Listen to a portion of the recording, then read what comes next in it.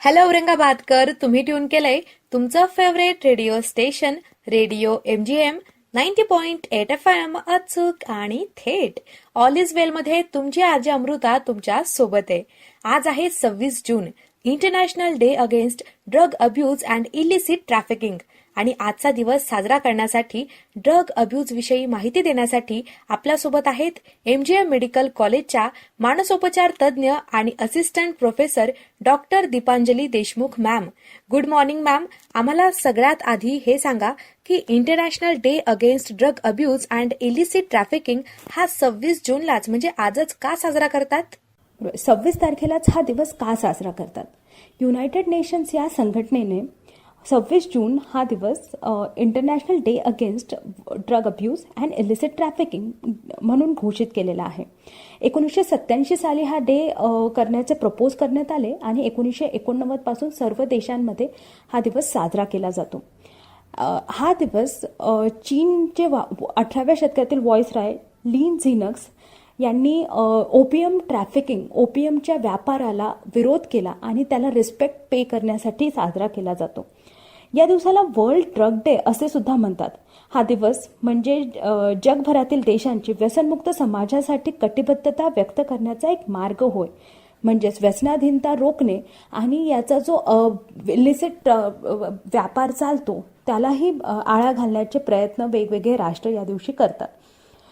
व्यसनाधीनतेमुळे होणाऱ्या दुष्परिणामांबद्दल समाजात जागरूकता निर्माण करणे हे सुद्धा या दिवसाचे एक महत्त्वाचे वैशिष्ट्य आहे. यासाठी जगभरातील वेगवेगळ्या संघटना वेगवेगळे प्रोग्राम ऑर्गनाईज करतात. जसं की MGM रेडिओने हा माहितीपर कार्यक्रम ठेवलेला आहे.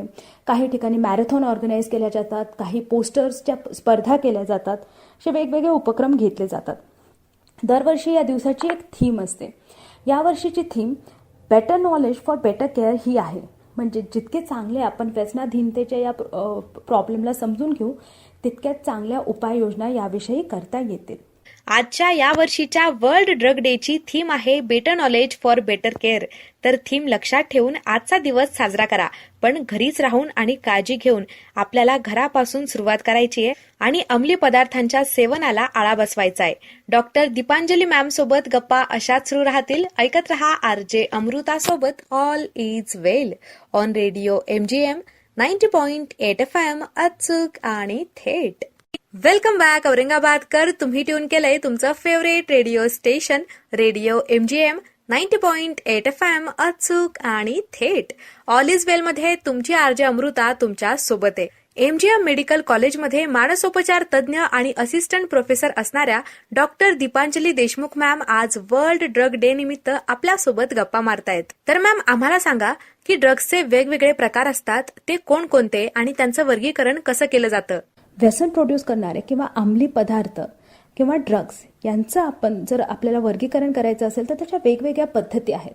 तसे 4 त्यांचे मेजर क्लास असतात की मेंदूला डिप्रेस करणारे, मेंदूला स्टिम्युलेट करणारे, नार्कोटिक्स आणि हॅल्युसिनेजन्स. आणि तसं पाहायला गेलं तर ह्या ड्रग्सचे टोटल 11 क्लासमध्ये आपण विभागणी करू शकतो. पहिला प्रकार म्हणजे अल्कोहोल, इथिल अल्कोहोल आणि त्याच्याशी रिलेटेड म्हणजेच दारू. त्यामध्ये विस्की, वोडका, वाईन, बियर, जिन, रम, टकीला, ताडी इत्यादींचा समावेश होतो. दुसरा प्रकार अँफेटामाइन्स आणि तत्सम पदार्थ म्हणजे मेंदूला उत्तेजित करणारे पदार्थ, उदाहरणार्थ क्रिस्टल मेथ. तिसरा प्रकार कॉफी आहे आणि त्यामध्ये आढळणारं कॅफेन जर अति प्रमाणात घेतल्यास. कॅनॅबिस म्हणजेच गांजा आणि त्याचे विविध प्रकार जसे की चरस, हशिश, भांग इत्यादी. 5वा प्रकार कोकेन. 6वा हॅल्युसिनोजेन अर्थात ज्यांचे सेवन केल्यानंतर विचित्र भास व्हायला लागतात जसे की LSD. 7वा प्रकार इन्हेलंट्स म्हणजे श्वासाद्वारे शरीरात घेतले जाणारे पदार्थ जसे की व्हाईटनर, पेंट थिनर एक्सेट्रा इत्यादी. 8वा प्रकार निकोटीन म्हणजेच तंबाखू आणि तंबाखूजन्य पदार्थ जसे की बीडी, सिगरेट, जर्दा, तपकीर, खर्रा, बार इत्यादी. 9वा प्रकार ओपिओइड्स म्हणजेच अफू आणि तत्सम पदार्थ जसं की ब्राऊन शुगर. 10वा प्रकार फेनसायक्लिडिन आणि तत्सम पदार्थ ज्यांचे मेंदूवरील परिणाम LSD प्रमाणेच असतात. 11वा प्रकार सिडेटिव्ह, हिप्नॉटिक्स आणि अँक्झोलेटिक असलेला वर्ग, ज्यामध्ये झोपेच्या गोळ्यांचा समावेश होतो. म्हणजे डॉक्टर हे या गोळ्या काही पर्टिक्युलर आजारासाठी पेशंट्सला देतात, पण कधी कधी पेशंट ते कंटिन्यू ठेवतात किंवा तो आजार संपल्यानंतरही त्याचं सेवन कंटिन्यू करतात. बापरे, प्रकार ऐकूनच हे सगळं किती धोकादायक आहे हे कळू शकतं. मागे आपल्या शहरात तर व्हाईटनर वगैरे पदार्थांचा वापर लहान मुलांकडून केल्याचं आढळलं होतं. औरंगाबादकर, आपल्या घरातल्या लहान मुलांसोबत संवाद ठेवा, ते त्यांच्या नकळत व्यसनाच्या आहारी जाणार नाही याची काळजी घ्या. डॉक्टर दीपांजली मॅम सोबत गप्पा अशाच सुरू राहतील. ऐकत रहा RJ अमृतासोबत रेडिओ MGM 90.8 FM, अचूक आणि थेट.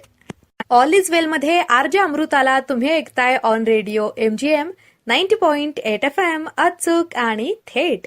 आज आहे 26 June, international day against drug abuse and illicit trafficking. आणि ड्रग अब्यूज विषयी आपल्याला माहिती देण्यासाठी आपल्यासोबत आहेत MGM मेडिकल कॉलेजमध्ये मानसोपचार तज्ज्ञ आणि असिस्टंट प्रोफेसर असणाऱ्या doctor Deepanjali Deshmukh ma'am. Ma'am, हे ड्रग्ज कशा प्रकारे आपल्यासाठी हानिकारक असतात हे आम्हाला सांगा. बरोबर आहे, हा प्रश्न खूप महत्त्वाचा आहे. कारण ड्रग्ज घेतल्याने काय होतं, त्यामुळे आपल्या शरीराला कशा प्रकारे हानी होते हे समजणं फार आवश्यक आहे. प्रत्येक ड्रग आपल्या शरीरात वेगवेगळ्या प्रकारे काम करतो, त्यामुळे अफेक्ट होणारे ऑर्गनसुद्धा वेगळे वेगळे असतात. पण एक ऑर्गन असा आहे की जो सगळे ड्रग त्याला टार्गेट करतात, तो म्हणजे आपला मेंदू.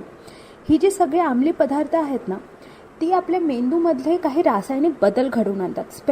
स्पेसिफिकली डोपामिन नावाचं एक न्यूरो ट्रान्समिटर आहे, त्याच्या लेवलमध्ये डोपामिनची ॲप्रोप्रिएट पातळी असणं ही आपल्या मेंदूच्या कार्यक्षमतेसाठी अत्यंत आवश्यक आहे. बट या ड्रग्समुळे डोपामिनची ही पातळी कमी होते आणि त्यासोबत इतर न्यूरो ट्रान्समिटर्समध्ये सुद्धा बदल व्हायला लागतात आणि त्यामुळे वेगवेगळे मानसिक आजार होण्याची शक्यता वाढते, जसे की नैराश्य, अँझायटी, नंतर वेगवेगळे भास होणे, चित्रविचित्र गोष्टी दिसायला लागणे, आत्महत्येचे विचार होणे इत्यादी. मानसिक आजारांबरोबरच शरीरावर सुद्धा या ड्रग्सचे खूप सारे दुष्परिणाम होतात. मी जर सोप्या शब्दात सांगायचं झालं तर तुमच्या डोक्याच्या केसापासून ते पायाच्या नखापर्यंत कुठल्याही ऑर्गनला हे ड्रग अफेक्ट करू शकतात. त्यामध्ये उदाहरणच जर द्यायचे झाले तर म्हणजे आपल्या लिव्हरचं फेल्युअर, वेगवेगळ्या प्रकारचे कर्करोग, तोंडाचा कर्करोग, श्वसनाचा कर्करोग वगैरे असे सगळे आजार व्हायला लागतात. नंतर हायपरटेन्शन किंवा उच्च रक्तदाबाचा त्रास आणि त्यामुळे होणारे वेगळे कॉम्प्लिकेशन हे सुद्धा बघायला भेटतात. लिव्हर खराब होणे, आतड्यांमध्ये अल्सर होणे, जननेंद्रियावर परिणाम होऊन वंध्यत्व येणे, या सगळ्या गोष्टी पण व्हायला लागतात. हातापायाला मुंग्या येणे आणि त्यांच्यामध्ये कधीकधी नमनेस वाटणं, हे सगळे त्रास व्हायला लागतात. नशेमध्ये अपघात होण्याचे प्रमाणसुद्धा वाढते आणि अपघातामुळे जे त्रास होतात किंवा जी डिसॅबिलिटी येते ती वेगळी. जी लोक इंजेक्टेबल ड्रग्सचा यूज करतात त्या इंजेक्शनमुळे होणारे जे त्रास आहेत, जसं की HIV, एड्स यासारखे रोग, हेपॅटायटिससारखे रोगसुद्धा होऊ शकतात. तर आपण पाहू शकतो की अंमली पदार्थांच्या सेवनामुळे फक्त मेंदूच नाही तर शरीरावरही भरपूर सारे परिणाम होतात. अच्छा, म्हणजे आपल्याला सगळ्या प्राण्यांपासून वेगळं बनवणारा आपल्या शरीराचा सगळ्यात महत्वाचा भाग म्हणजे मेंदू, आणि हे ड्रग्स याच ब्रेनवर फार वाईट परिणाम करतात. डॉक्टर दीपांजली मॅमकडून आपण अजून माहिती घेणारच आहोत. ती जाणून घेण्यासाठी ऐकत रहा RJ अमृतासोबत all is well on radio MGM 90.8 FM, अचूक आणि थेट. वेलकम बॅक औरंगाबादकर. तुम्ही ट्यून केलंय तुमचं favourite radio station radio MGM 90.8 FM, अचूक आणि थेट.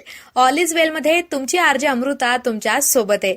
आज आहे 26 June, international day against drug abuse and illicit trafficking. आणि आजचा दिवस साजरा करण्यासाठी आपल्याला ड्रग अब्यूज विषयी माहिती देण्यासाठी आपल्यासोबत आहेत MGM मेडिकल कॉलेजमध्ये मानसोपचार तज्ज्ञ आणि असिस्टंट प्रोफेसर असणाऱ्या डॉक्टर दीपांजली देशमुख मॅम.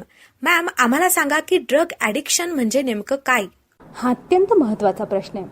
जसं की आपण बघितलं की सगळ्यात पहिले आपल्याला काय प्रॉब्लेम आहे, म्हणजेच ड्रग ॲडिक्शन किंवा ड्रग ॲडिक्ट म्हणजे काय हे समजणं आवश्यक आहे. सगळ्यात पहिले मला एक गोष्ट क्लॅरिफाय करायची आहे की आजकाल ड्रग ॲडिक्ट या शब्दाचा प्रयोग वैद्यकीय क्षेत्रात केला जात नाही, कारण ड्रग ॲडिक्ट या शब्दाला एक थोडीशी अपमानजनक छटा आहे. त्याऐवजी patient with substance use disorder म्हणजेच व्यसनाचा आजार झालेला रुग्ण असा शब्दप्रयोग आम्ही करतो आजकाल. व्यसनाधीनता हा एक आजार आहे, हा एक मानसिक आजार आहे, हा दीर्घकालीन आणि वारंवार परत येणारा आजार आहे.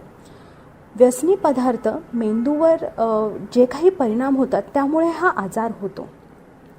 बेसिकली काय होतं ना, जर सोप्या शब्द सांगायचं झालं तर व्यसनी व्यक्तीचा जो आनंदाचा सेंटर असतो तो ते व्यसन हायजॅक करून टाकतो. म्हणजे मला जर आता कोणती पण गोष्ट आपल्याला आनंद देते आणि आपल्या मेंदूला तो अनुभव आवडत असतो, तर मला एखाद्या परीक्षेत फर्स्ट रँक येऊन, एखाद्या रेसमध्ये फर्स्ट येऊन जो आनंद भेटतो, तशाच प्रकारचा आनंद व्यसनी व्यक्तीला एखाद्या सिगरेटचा पफ घेऊन भेटतो. त्याला ते किक असं म्हणतात. आणि ही किक वारंवार भेटावी अशी आपल्या मेंदूला सवय लागायला लागते. सुरुवातीच्या काळात व्यक्तीला कमी प्रमाणात ते व्यसन करूनही जी किक भेटते ती हळूहळू जसं जसं मेंदूला सवय व्हायला लागते ती भेटत नाही. आणि मग त्या व्यक्तीला त्या व्यसनाची फ्रिक्वेन्सी वाढवावं लागते, कधी कधी त्याचं अमाऊंटही वाढवावं लागतं आणि त्यांच्या मेंदूला त्या व्यसनाची मेंदूमध्ये असण्याची सवय होऊन जाते. जर कुठल्या कारणामुळे ते व्यसन भेटलं नाही तर त्या व्यक्तीला चिडचिड होणे, शरीराचा थरकाप होणे, घाम फुटणे, त्या व्यसनाची अत्यंत आठवण येणे, अशक्तपणा जाणवणे अशा प्रकारची लक्षणे असतात, ज्यांना विड्रॉल असं म्हणतात. ओके, अशा परिस्थितीत व्यसनाधीनतेचा आजार किंवा सबस्टन्स यूज डिसऑर्डर झाला असं म्हटलं जातं. अशा व्यक्तींना या आजाराचे रुग्ण ते महत्त्वाच्या गोष्टी, जीवनातील इतर महत्त्वाच्या गोष्टी जसं शिक्षण, नातेसंबंध, सामाजिक जबाबदाऱ्या या सगळ्या गोष्टी सोडून व्यसनाला प्राधान्य द्यायला लागतात. म्हणजे त्यांचं आयुष्य ते व्यसनाच्या आजूबाजूलाच फिरायला लागतं. या व्यक्तींना सहसा या व्यक्ती आपल्याला कुठला आजार आहे आणि त्यासाठी कुठल्या उपचारांची किंवा मदतीची गरज आहे हे मान्य करू शकत नाहीत. आणि जरी काही व्यक्ती हे मान्य करत असल्या तरीही त्यांना स्वतःहून त्या व्यसनापासून दूर राहणं शक्य होत नाही. अच्छा, व्यसन हे हळूहळू वाढत जाणारी गोष्ट आहे आणि हा मानसिक आजार आपल्या आरोग्यासाठी खूप घातक ठरू शकतो. डॉक्टर दीपांजली देशमुख मॅम कडून आपण अजून माहिती घेणारच आहोत. ती जाणून घेण्यासाठी ऐकत रहा आरजे अमृतासोबत all is well on radio MGM 90.8 FM अचूक आणि थेट. वेलकम बॅक औरंगाबादकर. तुम्ही ऐकताय रेडिओ MGM 90.8 FM अचूक आणि थेट. ऑल इज वेलमध्ये तुमची आरजे अमृता तुमच्या सोबत आहे. MGM मेडिकल कॉलेजमध्ये मानसोपचार तज्ज्ञ आणि असिस्टंट प्रोफेसर असणाऱ्या डॉक्टर दीपांजली देशमुख मॅम आज वर्ल्ड ड्रग डे निमित्त आपल्यासोबत गप्पा मारतायत. तर मॅम, अंमली पदार्थांचं व्यसन हे व्यसन आहेच, पण कधी असंही होऊ शकतं का डॉक्टरांनी दिलेल्या औषधांचंच व्यसन लागतं? अगदी महत्त्वाचा प्रश्न आहे. आपण आत्तापर्यंत सगळ्या अंमली पदार्थांच्या विषयी बोलत आहोत की त्यांचंच व्यसन लागतं, बट असं नाही आहे की ज्या औषधी डॉक्टरांकडनं प्रिस्क्राईब केल्या जातात त्यांचंसुद्धा व्यसन लागू शकतं. ओव्हरऑल आपली अशी अपेक्षा असते की कुठल्या तरी वैद्यकीय कंडिशनसाठी आपण काही औषधी देतो. डॉक्टरांच्या सल्ल्यानुसार आणि त्यांच्या देखरेखीखाली जेव्हापर्यंत ती कंडिशन असते तोपर्यंत त्या औषधी आपल्या शरीरासाठी अत्यंत महत्त्वाच्या आणि फायदेशीर असतात. पण काही काळानंतर तो आजार जसाच बरा झाला तसंच त्या औषधी बंद करणं अपेक्षित असतं. कधीकधी काही रुग्ण त्या औषधी कंटिन्यू चालू ठेवतात आणि पुढे जाऊन त्यांना त्या औषधींचे सुद्धा व्यसन होते. आपण जसं आधी पाहिलेलं आहे की अँक्झिओलिटिक, सिडेटिव्ह, हिप्नॉटिक या क्लासमधल्या औषधींचा आजार होऊ शकतो, कारण या औषधी आपल्या मेंदूला शांत करणाऱ्या औषधी आहेत. तसंच या औषधी डॉक्टरांच्या प्रिस्क्रिप्शनशिवाय भेटणं आणि घेणं दोन्हीही चुकीचं आहे. त्यानंतर काही लोकांना या औषधी सोडून दुसऱ्या औषधी जसं की कफ सिरप त्यांचंही व्यसन होतं. म्हणजे आम्ही आमच्या प्रॅक्टिसमध्ये असेही पेशंट पाहिले ते कफ सिरपच्या बॉटल्सही घेतात. लॅक्सेटिव्ह म्हणजे पोट साफ करणाऱ्या गोळ्या त्यांचंही काही लोकांना व्यसन होतं. काही पेशंट्स असे असतात की त्यांना मेथिलफेनिडेट म्हणजे डोक्याला स्टिम्युलेट करणारे जे औषधी आहेत त्यांचं व्यसन होतं. पेन मेडिकेशन म्हणजे दुखणं कमी करणाऱ्या ज्या औषधी आहेत त्यांचंही व्यसन भरपूर साऱ्या पेशंट्सला होतं. नंतर काही ॲनेस्थेटिक एजंट्सला जसे की किटामिन याचंही व्यसन करणारे पेशंट्स असतात. सो ज्या औषधी जर आजार असेल तर त्या आपल्या शरीरासाठी फायदेकारक असतात, त्यात जर आपण डॉक्टरांच्या प्रिस्क्रिप्शनशिवाय आणि बिना कुठल्या आजाराच्या घेतल्या तर त्या व्यसनसुद्धा आपल्या शरीरासाठी बनवू शकतात. तर ऐकलत ना औरंगाबादकर, डॉक्टरांनी ठरवून दिलेल्या वेळेपेक्षा जास्त किंवा त्यांच्या सल्ल्याशिवाय औषधं घेणं हे व्यसनासारखंच धोकादायक ठरू शकतं. तर हे प्लीज होऊ देऊ नका. डॉक्टर दीपांजली मॅम सोबत गप्पा अशाच सुरू राहतील. ऐकत रहा RJ अमृता सोबत all is well on radio MGM 90.8 FM अचूक आणि थेट. हॅलो औरंगाबादकर, तुम्ही ट्यून केलंय तुमचं favourite radio station radio MGM 90.8 FM अचूक आणि थेट. ऑल इज वेल मध्ये तुमची RJ अमृता तुमच्या सोबत आहे. आज आहे 26 June, international day against drug abuse and illicit trafficking. आणि आजचा दिवस साजरा करण्यासाठी ड्रग अब्यूज विषयी आपल्याला माहिती देण्यासाठी आपल्यासोबत आहेत MGM मेडिकल कॉलेजमध्ये मानसोपचार तज्ज्ञ आणि असिस्टंट प्रोफेसर असणाऱ्या डॉक्टर दीपांजली देशमुख मॅम. तर मॅम, ज्या व्यक्तींना व्यसन आहे त्यावर काय ट्रीटमेंट दिली जाते? हा सगळ्यात महत्त्वाचा प्रश्न आहे असं मला वाटतं. Thank you for asking this question. व्यसनाधीनतेचा इलाज होतो आणि आजच्या आधुनिक वैद्यकीय पद्धतीमध्ये याचे भरपूर सारे उपचार अवेलेबल आहेत. आपण व्यसनाधीनतेचा उपचार करताना 2 फेजमध्ये करतो, डिटॉक्सिफिकेशनची फेज आणि डिॲडिक्शनची फेज. डिटॉक्सिफिकेशनच्या फेजमध्ये पेशंटला जे व्यसन थांबवल्यानंतर विड्रॉलची लक्षणं येतात ती कमीत कमी पेशंटला व्हावी किंवा आली तरी त्यांचा पेशंटला जास्त त्रास होऊ नये यासाठी काही औषधी दिल्या जातात. तसेच व्यसनामुळे पेशंटच्या शरीरात जीवनसत्वांची कमतरता झाली असते, ती सुद्धा पेशंटला प्रोव्हाइड केली जातात. पेशंटचं व्यवस्थित हायड्रेशन मेंटेन केलं जातं, पेशंटची झोप, त्याचं बॉवेल मुवमेंट्स याच्याकडेही लक्ष दिले जातात. यासोबतच पेशंटचं डिटेल फिजिकल एक्झामिनेशन आणि काही तपासण्याही केल्या जातात. जसं की सपोज अल्कोहोलचा पेशंट माझ्याकडे आला आहे तर त्याच्यासोबत लिव्हरचा प्रॉब्लेम असेल तर त्यावरही उपचार केले जातात.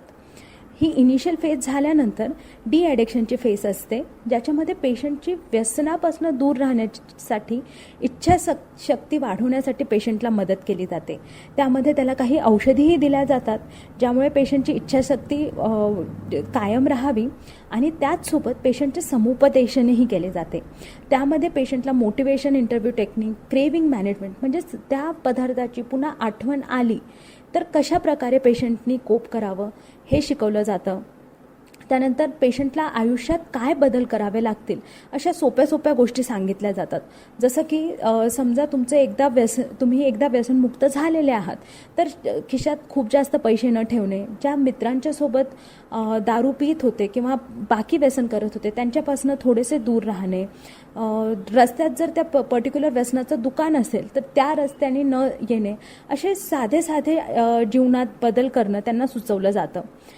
या व्यसनमुक्तीच्या या प्रवासामध्ये कुटुंबाची सुद्धा खूप महत्त्वाची जबाबदारी असते. तर कुटुंबियांचे सुद्धा वेगळ्या प्रकारे समुपदेशन केले जाते. ते कशा प्रकारे व्यसनाधीन व्यक्तीला मोटिवेट करू शकतात यासाठी त्यांची मदत केली जाते. व्यसनमुक्ती ही लाईफ लाँग जर्नी आहे, ही जीवनभर चालत राहणार.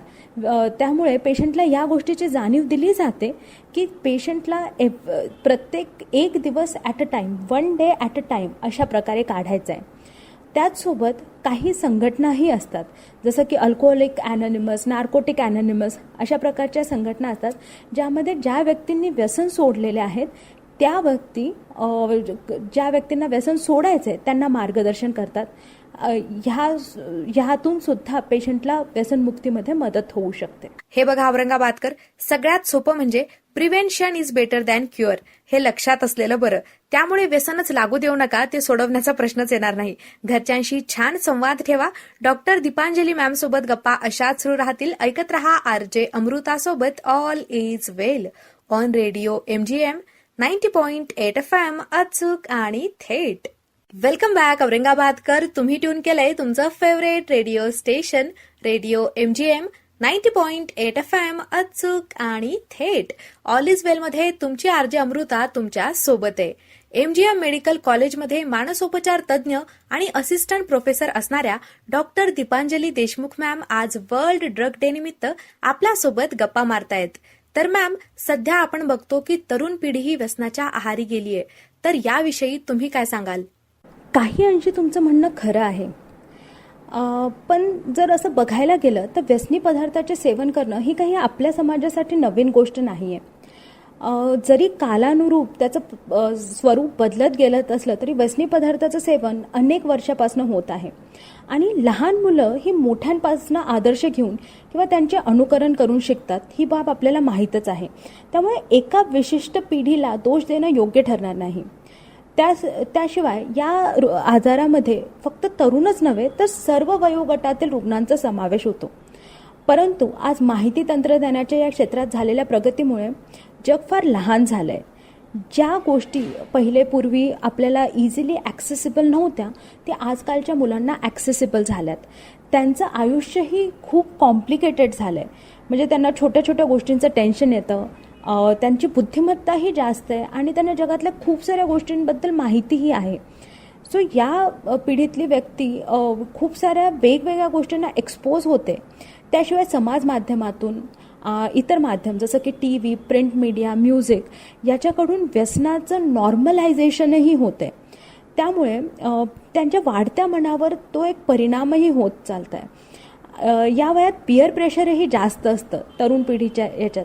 तर त्या पिअर प्रेशरमुळे म्हणजे सगळे मित्र करताय, मी जर नाही केलं तर मग मला सगळे मागासलेला समजतील का, या प्रेशरमुळे सुद्धा काही मुलं या व्यसनाकडे जातात आणि यामुळे व्यसनं कमी वयात होऊ शकतात. यामध्ये कुटुंबियांचीही जबाबदारी आहे की थोडंसं या मुलांकडे आपण लक्ष देऊ शकतो. बट नुसती तरुण पिढीच या व्यसनाच्या आहारी गेली आहे असं नाही आहे. इनफॅक्ट जर आपण आता व्यसन हा शब्द बघायला गेलो तर व्यसन हे फक्त जे आपण पदार्थ तोंडातनी आत घेतो त्यांचंच नाही आहे. व्यसन हे टी व्हीचं, मोबाईलचं, इवन गॅम्बलिंगचं सुद्धा व्यसन होऊ शकतं. सो बिहेवियरल व्यसनं सुद्धा आहेत. आणि मला असं वाटतं की व्यसनाधीनता ही ऑलमोस्ट आपल्याला इक्वली सगळ्या एज ग्रुपमध्ये पाहायला भेटते. पण जर तरुणांमध्ये याचे दुष्परिणाम जास्त लॉंग स्टँडिंग असतात, कारण ते त्यांच्या आयुष्याच्या अत्यंत महत्त्वाच्या निर्णायक टप्प्यावर असतात. व्यसन कुणीही करो, लहान मुलं असो की मोठी माणसं, वाईट ते वाईटच आहे आणि आपल्या वागण्याचा परिणाम आपल्या घरातल्या लहान मुलांवर न होणं ही आपण मोठी व्यक्ती म्हणून जबाबदारी आहे. डॉक्टर दीपांजली देशमुख मॅम कडून आपण अजून माहिती घेणारच आहोत. जाणून घेण्यासाठी ऐकत रहा RJ अमृता सोबत all is well on radio MGM 90.8 FM अचूक आणि थेट. वेलकम बॅक औरंगाबादकर. तुम्ही ट्यून केलंय तुमचं favourite radio station radio MGM 90.8 FM अचूक आणि थेट. ऑल इज वेल मध्ये तुमची RJ अमृता तुमच्या सोबत आहे. आज आहे 26 June, international day against drug abuse and illicit trafficking.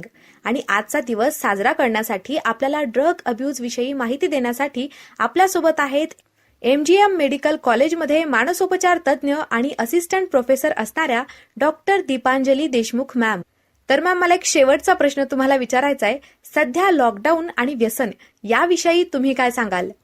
हा अत्यंत महत्त्वाचा प्रश्न आहे. Thank you for asking this question. मला वाटतं की कोविडच्या या लॉकडाऊनमधली सोनेरी किनार म्हणजेच काही व्यसनाधीन व्यक्ती या आपल्या व्यसनापासून या लॉकडाऊनमुळे दूर झालेल्या आहेत. साहजिकच कोविडच्या लॉकडाऊनमुळे ते ज्या गोष्टीचं व्यसन करत होतं ते इझिली अवेलेबल नव्हतं आणि आपोआपच त्यांचं व्यसन सुटलं. सो ही एक खूप महत्त्वाची गोष्ट आहे. सगळ्यात पहिल्यांदा मला या सगळ्या व्यक्तींना कॉंग्रॅच्युलेट करायचे. आणि आता तुमच्याशी बाकी काही गोष्टी मला डिस्कस करायच्यात. आपण आधीच डिस्कस केलं आहे की व्यसनाधीनता हा एक वारंवार होणारा आजार आहे. सो कोणालाही आयुष्यात पुन्हा व्यसन लागू शकतं. तुमचं फॉर्च्युनेटली लॉकडाऊनमुळे ते व्यसन अवेलेबल नव्हतं म्हणून त्यावेळेस ते थांबलं. पण आता काही गोष्टींची आपल्याला काळजी घेणं गरजेचं आहे. जसं लॉकडाऊन आता उघडत चाललंय तसं तसं वापस व्यसन अवेलेबल होईल आणि आपण त्याच्या जाळ्यात अडकू शकू. काही व्यक्ती त्या मूळ व्यसनावर न जाता त्यांचं व्यसन शिफ्टही करू शकतील. ठीक आहे, तर अशा वेळेस आपण काय केलं पाहिजे? सगळ्यात पहिल्यांदा मला तुम्हाला सगळ्यांना सांगायचं आहे की व्यसन बंद केल्यामुळे तुमच्या आयुष्यात जे जे काही पॉझिटिव्ह किंवा सकारात्मक बदल झालेत त्यांच्याकडे लक्ष द्या आणि त्यांना लिहून काढा. ते कुठलेही असू शकते. तुमचे एकमेकांमधील संबंध चांगले झाले असतील, तुमचं अकॅडमिक चांगलं झालं असेल, तुम्हाला पैशाचं चणचण जाणवली नसेल, जे काही व्यसन थांबवल्यामुळे तुमच्या आयुष्यातील सकारात्मक बदल तुम्ही प्लीज ते लिहून काढा. त्याच्यानंतर जर तुमचे सायकॅट्रिस्ट किंवा कडनं ट्रीटमेंट चालू असेल तर प्लीज ती कंटिन्यू करा, ती मध्येच सोडू नका. तुमचं समुपदेशन चालू असेल तर रेग्युलर तुमचं समुपदेशन चालू राहू द्या. तुम्ही अल्कोहोलिक ॲनॉनिमस किंवा नार्कोटिक ॲनॉनिमस किंवा अशा कुठल्या ग्रुप्सला जात असाल, जर ते व्हर्च्युअली चालू असतील तर ते व्हर्च्युअली अटेंड करा किंवा जेव्हा केव्हा लॉकडाऊन नंतर फिजिकल डिस्टन्सिंगचे नियम पाळून जर ते शक्य असेल त्यावेळेस तिकडे जा. त्याच्यानंतर मी तुम्हाला 5Dची एक सूत्र तुम्हाला देण्याची माझी इच्छा आहे. ती म्हणजे delay, distract, drink water, deep breathing and discuss. Delay म्हणजे जेव्हा केव्हा व्यसन घ्यायची इच्छा होईल तेव्हा त्याला जितकं तुम्हाला पॉसिबल असेल तितकं डिले करण्याचा प्रयत्न करा. स्वतःला डिस्ट्रॅक्ट, व्यसनाची इच्छा झाली त्या क्षणी स्वतःला डिस्ट्रॅक्ट करा. त्यात तुम्ही काहीही करू शकता. तुम्ही कोणाला फोन लावा, तुम्ही दुसरं काही काम करायला घ्या, तुम्ही गाणं ऐका, पुस्तक वाचा, काहीही करा, पण स्वतःला डिस्ट्रॅक्ट करा. ड्रिंक वॉटर, अशा वेळेस इच्छा झाली त्यावेळेस भरपूर सारं पाणी प्या. डीप ब्रीदिंगमुळे सुद्धा स्ट्रेस कमी होते आणि त्यामुळे सुद्धा व्यसनाची इच्छा कमी होते. आणि डिस्कस, तुमच्या कुठल्याही चांगल्या मित्राशी तुमच्या डोक्यात ज्या काही भावना येतात त्या डिस्कस करा. त्याशिवाय काही ट्रिगर्स असतात ज्यांच्यामुळे आपण व्यसनांकडे वापस जाऊ शकतो. जसं की कुठलाही मानसिक त्रास, स्ट्रेसर असं काही असेल तर त्या ट्रिगर, जर तुमचं आधी काही तुम्हाला माहीत असेल तर ते त्या ट्रिगरपासून दूर राहा आणि स्वतःला जितकं शक्य असेल तितकं शांत ठेवण्याचा प्रयत्न करा. ओके. अजून काही ट्रिगर्स असतात जसं की ज्या मित्रांच्यासोबत आपण मिळून नशा करायचो त्यांच्यापासून दूर राहणं, घरामध्ये बॉटल्स न ठेवणं, अशा सगळ्या गोष्टी तुम्ही करून या व्यसनापासून नक्कीच मुक्त होऊ शकता. शेवटी सांगायचं झालं तर व्यसनाधीनता हा एक मानसिक आजार आहे आणि मानसोपचार तज्ज्ञांकडून त्याचा योग्य उपचार शक्य आहे. गरज आहे ती फक्त आजार ओळखण्याची आणि मदतीसाठी हात पुढे करण्याची. अच्छा, म्हणजे आपलं व्यसन सुटल्यावर सुद्धा परत आपल्याला व्यसन लागू शकतं. तर डॉक्टर दीपांजली मॅमने सांगितलेल्या 5Dचं सूत्र लक्षात ठेवा. आणि थँक्यू सो मच मॅम, आजच्या दिवशी तुम्ही एवढी महत्वाची माहिती आम्हाला सांगितली त्यासाठी खरंच तुमचे माझ्याकडून, रेडिओ MGM कडून खूप खूप आभार. आणि औरंगाबादकर, आता माझी तुम्हाला टाटा बाय बाय करण्याची वेळ झालीय, तर मला इथून जावं लागेल. लवकरच RJ दिव्या तुमच्याशी गप्पा मारण्यासाठी येईल, तर ती येण्या अगोदर तुम्ही लवकर मला 8421247339, पुन्हा ऐका 8421247339 या व्हॉट्सअप नंबरवर आजचा शो कसा वाटला हे कळवून टाका. आणि ऐकत रहा RJ अमृतासोबत all is well on radio MGM 90.8 FM, अचूक आणि थेट.